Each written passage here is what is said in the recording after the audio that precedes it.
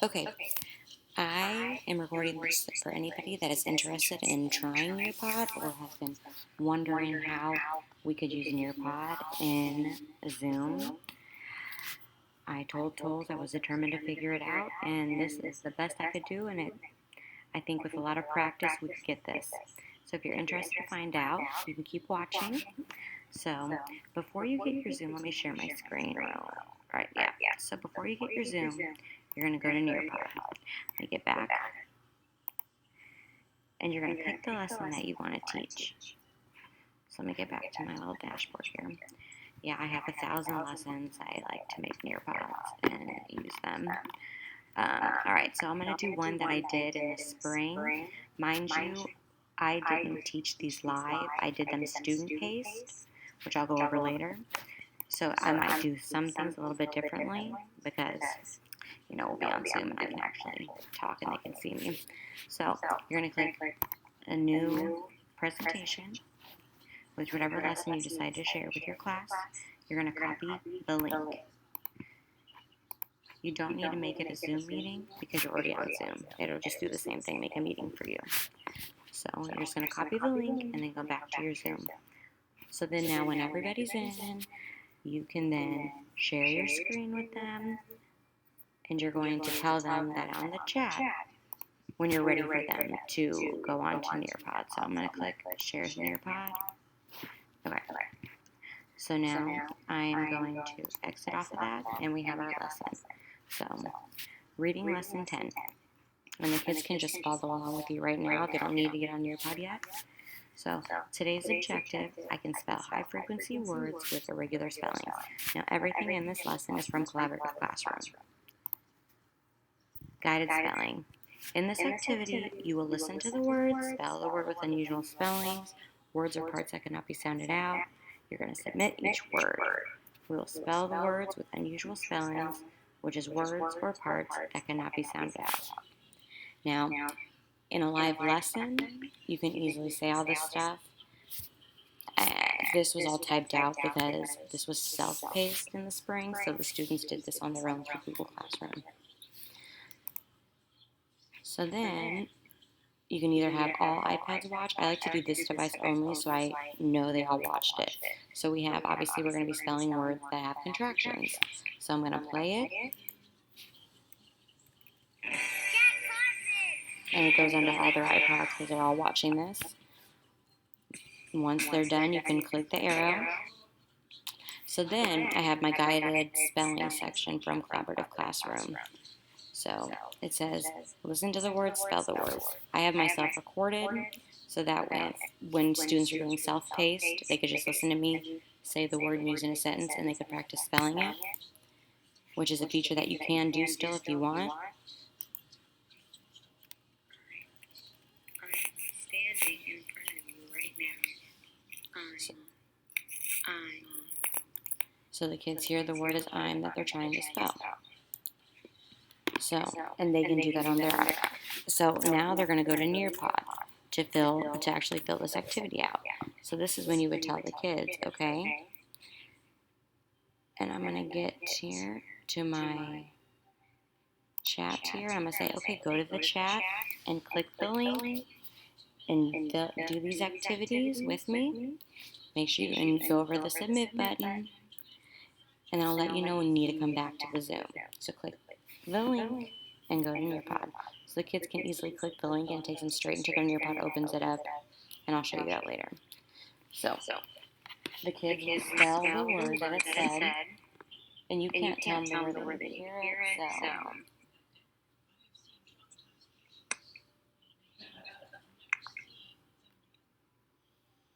one second. Okay, and so I'm in student view, or I'm in teacher view, so now I'm going to wait to see who. So I didn't have somebody log in. Let me log myself in on my iPad real quick, sorry.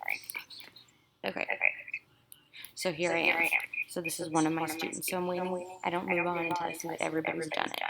And you can also say, if you're having a hard time spelling the word, you can come back to the Zoom, and then we can, and I'll help you out. And if you want to show them, you can click the S here, which is student view, and it shows you what they see.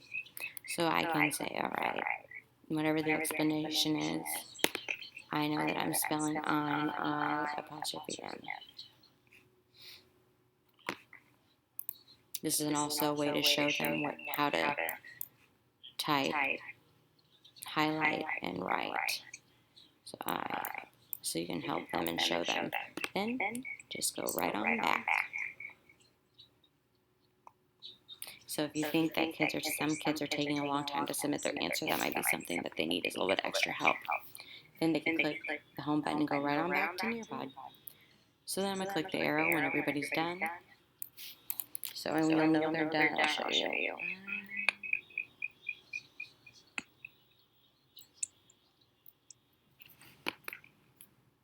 Okay, I see that Aubrey submitted, my only student. We can move on. You can also choose to share it with everybody, and that posts it on everybody's iPad to see. And we can, when we were in live class, we'd say, "Good job, Aubrey." But, figure that out. So it shows the correct spelling. We keep going, the different words. Again, this was self-paced without me teaching them. So that's why we have all the answers. I would change a couple things since it would be live. Oh, and then so when it's done with, so this would have been being a reader. Great job, let's move on. I also like Nearpod because it guides the lesson in it, and I always put brain breaks in between each thing. So it kind of always reminds me to give them a little bit of a break. So we have Go Noodle on here. So then I'll play that for them. And then once it's done, we move on to making meaning. Today's objective, I can hear and discuss a fiction story. I can explore how the story's ending concludes the action. Okay, so then comprehension review. I don't want to read this, but I would talk about all of the things we've read, whatever's in my teacher manual, and then introduce our today's read aloud, Big Al, and then what we're going to be looking for when we read Big Al. And the nice thing is then they can go on Nearpod, and I never do. I can always delete, and if someone's saying inappropriate. So sometimes with this, like even with my second graders, they have a hard time, so I might start something. So I might say the ocean. And then that'll get all of them starting to answer. You can see the name on the top. The kids can like answers, and all that stuff. So then once you think everybody's participated, you just continue. And then we have a read aloud. Obviously, it could be you reading aloud, or you can do a recorded one. And when you do a video in the collaborative classroom lessons, they always have questions in the middle of the story. So you just have to pay attention to when those questions are and pause your video to ask those questions. So then at the end, it says, what is the problem in the story? So, and on the student view on the iPad, it's really nice. Let me see if I can get it. It has a recording feature, which is new. So those kids who have difficulty typing, they can do a record. Yep, they can record themselves. So I find that pretty cool. And then I also put a little anchor chart here that they can click on. And it kind of gives them some help and guidance on what they're going to talk about when they say what this story was about. And then this was at the end of the year in second grade. Obviously, this is when we were quarantined. So they were a little more advanced in getting ready for third grade. So this can easily be made for first and kindergarten.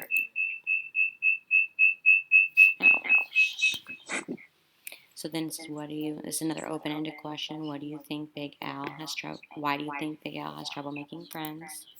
I like to do a bunch of different kinds of questions so that the kids that maybe don't like to just type or talk, the ones that like to draw, I give them a chance to. So right here, this is a drawing one. So it says, how was Big Al's problem solved at the end of the story? So they can draw a picture to explain how it was solved, or they could type it.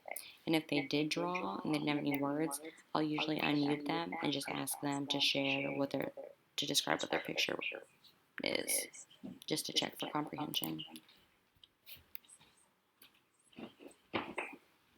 Then we do another brain break. because they just worked so hard, and obviously the spring break is not there anymore. And then I always like to ask random questions at the end just to keep getting to know the kids the best I can. So what did you do over the weekend? Draw a picture, type it, whatever they want. And I usually go to town on this because they just want a chance to be able to draw. Then that's all for reading today. I just love these Nearpod lessons. They're super engaging. I will do, and then you can always keep telling them, okay, go back to Zoom. You just have to, that's the only problem with it, is that you would have to go back from Nearpod and Zoom. But while they're on the Nearpod, they can still hear you talking. So they know when to come back or when to go to Nearpod. So that is a little Nearpod tutorial here. So then, if we all went back to Nearpod, I'll stop sharing my screen. And then we are all back. So I said, click the home button and click Zoom, and they're automatically back on. And we can continue to talk. So that's up to you if that's something you maybe want to try or not. Just another idea from me. I hope that was helpful. I have a Nearpod obsession, so sometimes I speak too fast and too excited. So if you need more help and you need to slow it down, please let me know. I could talk about Nearpod all day long. Thank you. Oh, and also any Nearpod lessons and submissions the kids do, you can go back to Nearpod in a report. So if I ended this, teacher view here. So if I ended my lesson,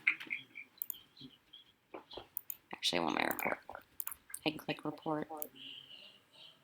I don't want it sent to my email. End session, yes. So then I could go to my report over here.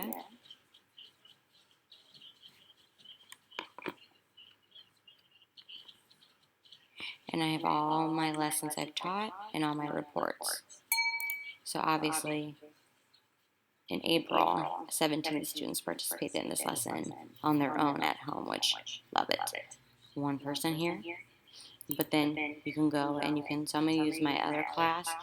But yeah, you can get all their reports. So, obviously I didn't do much because I was talking here. And then you can click more to see their actual work. So that's just an option. And then you can also do self-paced, meaning that you don't teach it.